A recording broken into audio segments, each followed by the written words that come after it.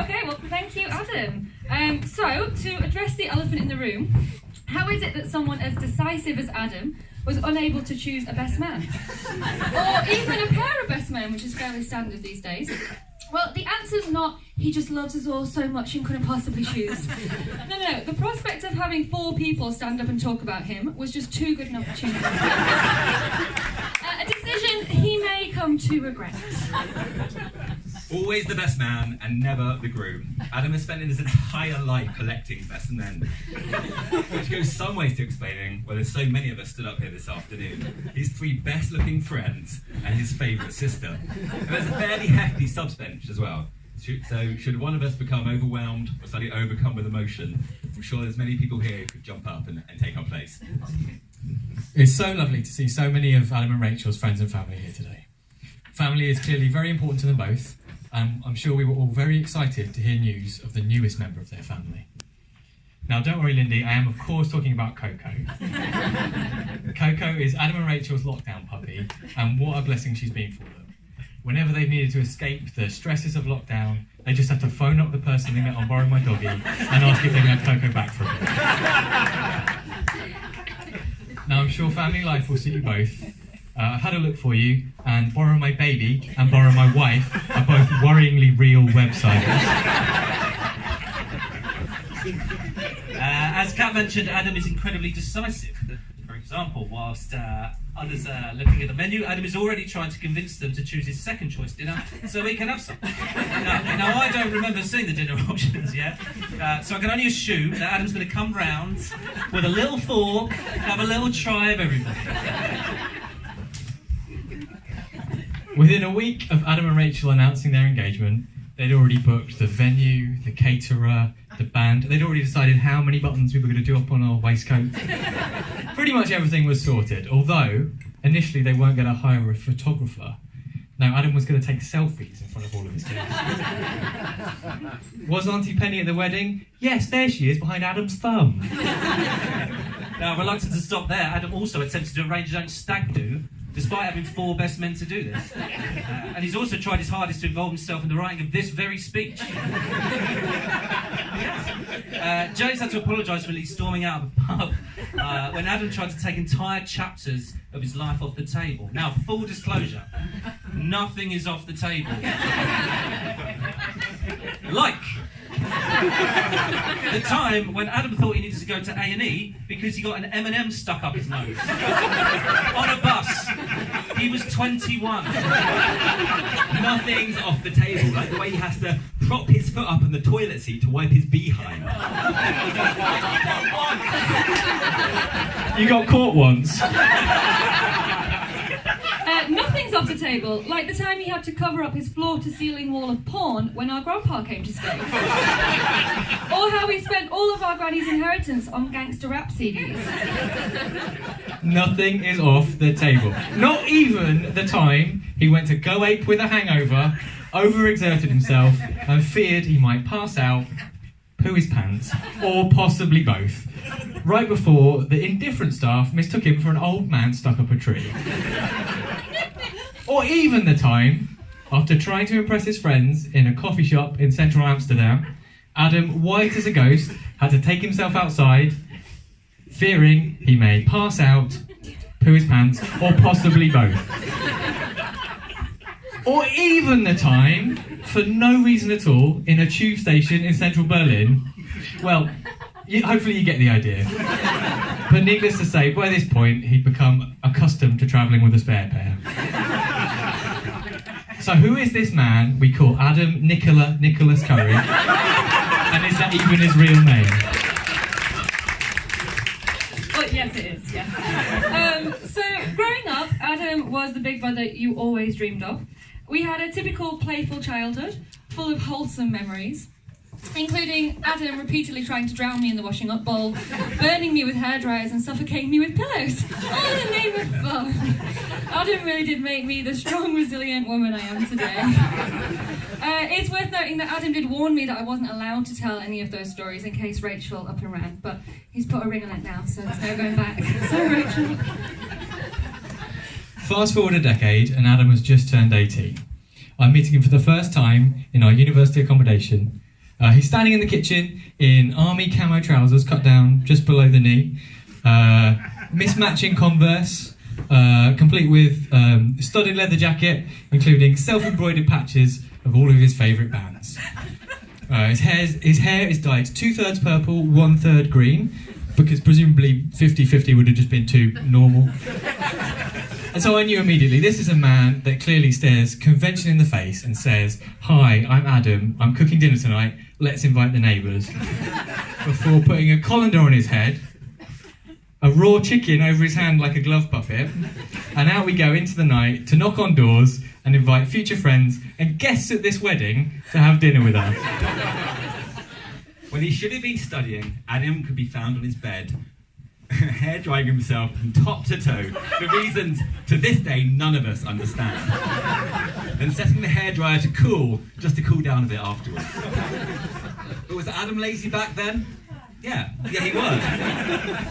But despite just scraping through a film studies degree, I was told not to exaggerate film studies degree, it wasn't because he didn't care. On the contrary, Adam would frequently write long, passionate letters to his tutors, complaining about their teaching style, and delivering them by submitting them in place of his actual assignment.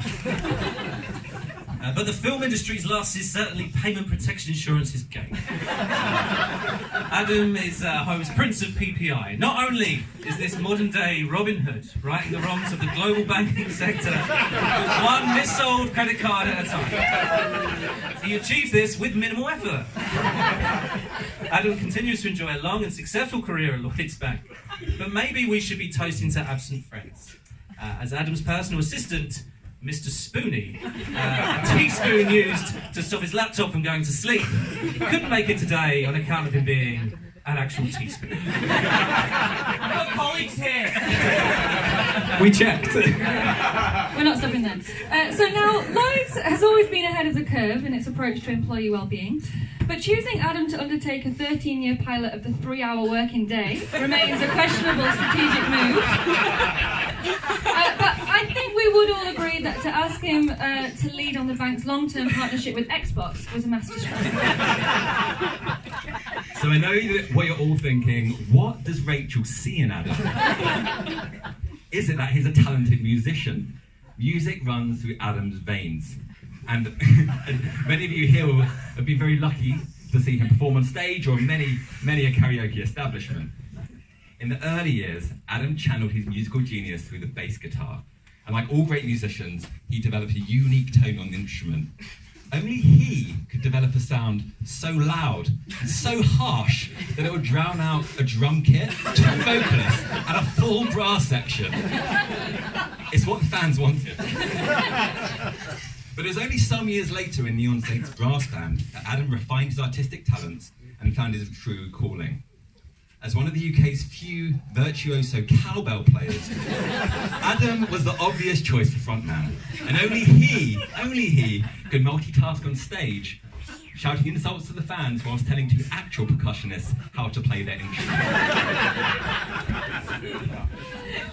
Now, could it be that Adam is handsome?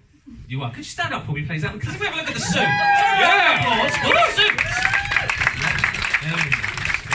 This is Brighton's very own designer, Taylor Gresham Blake, everybody.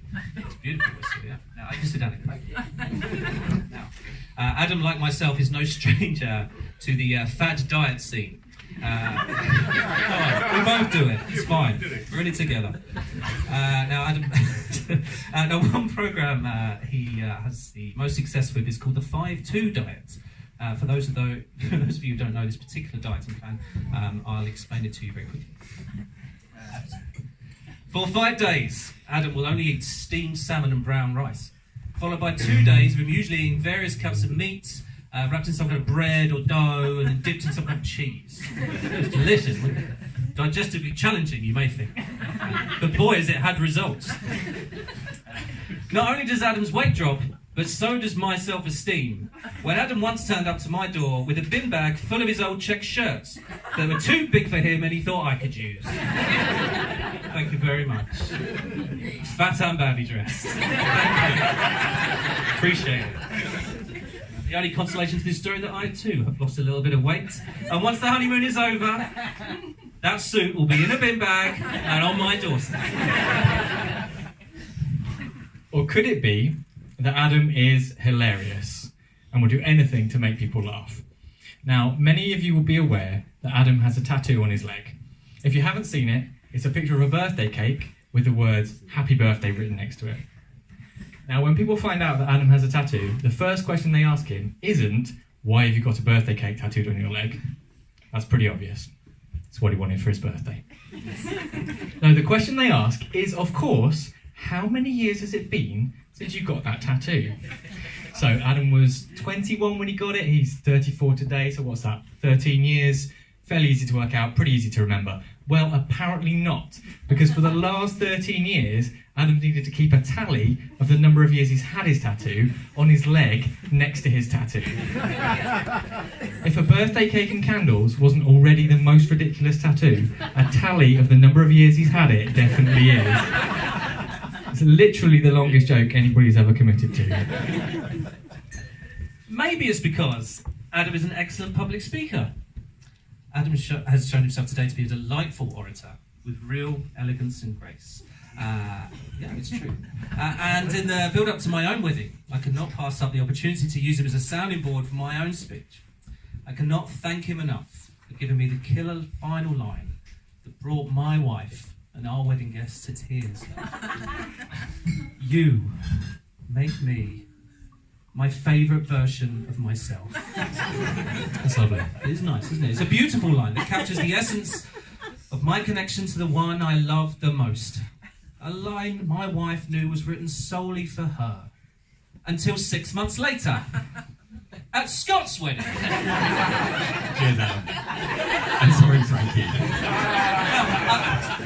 The same line. Now, I know you found a few originals for your own speech. Well done, mate. So just for balance, Rachel, Adam, you make Adam the favourite version of himself. All right?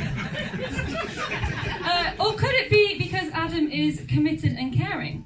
So say what you like about Adam, and we have, but he is one of the most committed people you could ever meet. He's committed to his friends and his family, to making life fun and making sure that other people are having a good time, even to the point of over-organising. Because when Adam actually cares about something, he organises the hell out of it. Spreadsheets to record Oscar predictions, World Cup football sweepstakes. He once organised an entire sports day for his own birthday party. And of course this wedding, planned to an inch of its life, and you can really see the results in how gorgeous it's all looking today. But most surprisingly of all is how obsessed he's become with Wingspan, which is a board game about collecting different species of birds to protect in your bird sanctuary. There's no two ways about it, it's a shit game.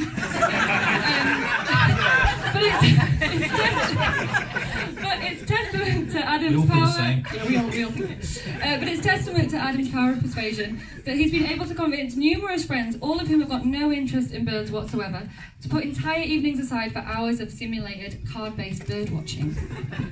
Because when Adam actually cares about something, he won't stop banging on about it until you do too. But when it comes to caring, it's clear to see that the thing he cares most about is Rachel. We've joked a lot about Adam not being able to choose one best man for this evening, but I know I speak for all four of us when I say it's been a great privilege. And Adam, I know our words today have digressed slightly from the draft best man speech you emailed to us last night, but I hope it's done some way of the job. But as promised, we have made time for at least to say a few nice things as part of our speech today, but how could we not? On paper, Adam and I could quite easily have been seen as a likely pairing of companions. A leather-clad, punk-loving northerner and a chino-wearing trumpeter who thought that the Zootons was quite as cool ska band. But defying all odds and proving the pundits wrong, Adam and I have spent 15 years as great friends. We've shared bands, we've shared a house, we've shared holidays, and from time to time, every so often, quite regularly, we share luxury shower gels. But most importantly, Adam and I have shared in each other's highs and lows. Adam is there to cheer you up when things aren't great, bringing the pints when there's cause for celebration, and even gives excellent advice when I need it, and absolutely, indeed, when I do not need it. I'm very lucky to have him as a mate. Adam is, and always has been, a friend who makes time for you. A big brother that looks out for you, a great listener that is genuinely interested in what they have to say. at times a real struggle for me personally. He was an amazing pillar of support and strength, and for that I want to thank you dearly. Without a doubt, in so many ways, you help us to make us our favourite versions of ourselves.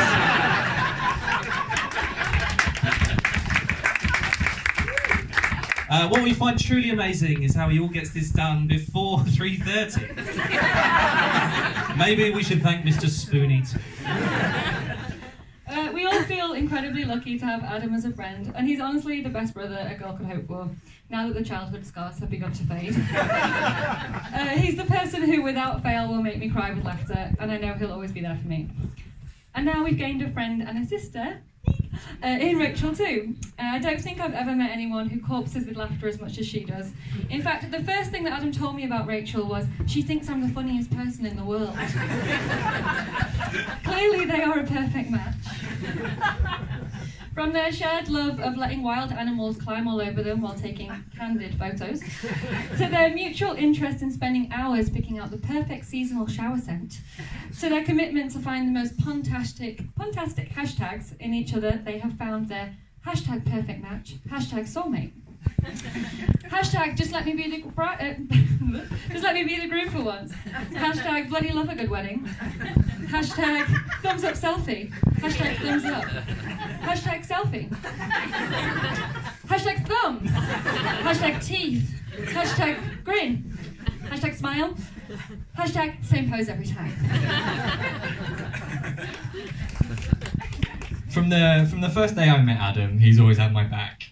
And although I'm reluctant to admit it, before he appeared in our student kitchen, I'd actually been sat in my room feeling kind of sad and unsure how I was going to meet anyone at university. Then Adam showed up, showed me quite literally how to knock on the doors of strangers and make friends for life.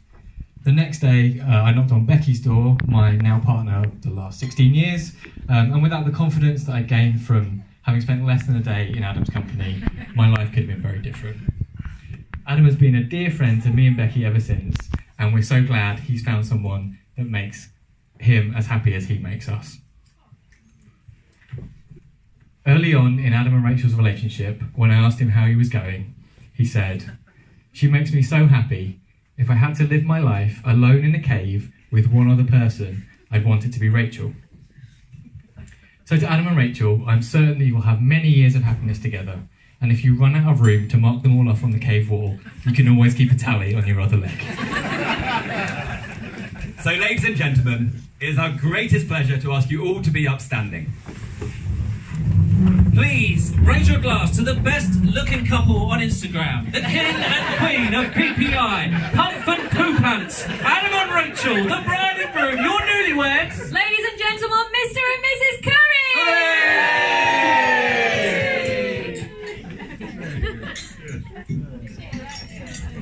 Cue music.